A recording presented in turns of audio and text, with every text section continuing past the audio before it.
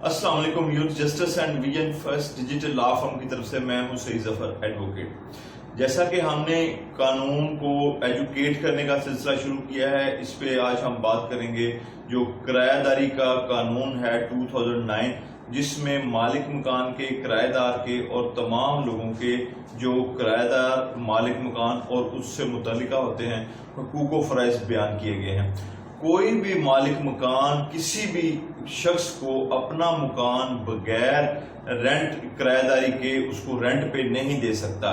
ये बाकायदा तौर पे कानून है और इस कानून की खिलाफ वर्जी पे बाकायदा तौर पे सजा भी हो सकती है।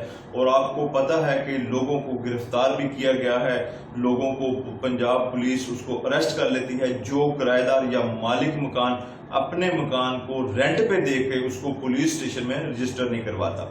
दूसरी बात यह है कि जो किराएदार है वो और जो मालिक मकान के दरमियान किरायादारी का मुआहदा है उसको रेंट कंट्रोलर की कोर्ट में रजिस्टर करवाना लाजमी होता है, ताकि मालिक मकान का और किराएदार का एक जो रिश्ता है, जो रिलेशन है, उसको रजिस्ट्रेशन मिल जाए। और दूसरा, कल को किराएदार के हकूक की हिफाजत के लिए और मालिक मकान के हकूक की हिफाजत के लिए वो दोनों एक जगह पे इनकी जो किराएदारी का मुआहदा है वो रजिस्टर्ड हो, और ताकि दोनों एक फरीक एक दूसरे के खिलाफ कोई ऐसी कार्रवाई ना कर सके। और सबसे अहम बात व्यूअर्स कि जो ये तमाम किराएदारी के मुआहदे हैं, तमाम किराएदारी के मामलात हैं, इसको एक्सक्लूसिवली यानी कि खुसूसी तौर पे सिर्फ एक कोर्ट सुनेगी, उसको रेंट कंट्रोलर कहते हैं। और रेंट कंट्रोलर के अलावा किराएदारी के मुआहदे, किराएदारी के जो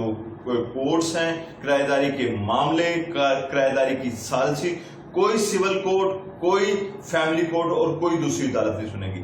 अगर आपको ये वीडियो पसंद आए, आपने लाजमी तौर पे कमेंट करना है, इसको रिव्यू करना है। कोई क्वेरी है, कोई सवाल है, आपने लाजमी तौर पर हमसे पूछना है। बहुत शुक्रिया, थैंक यू, अल्लाह हाफिज।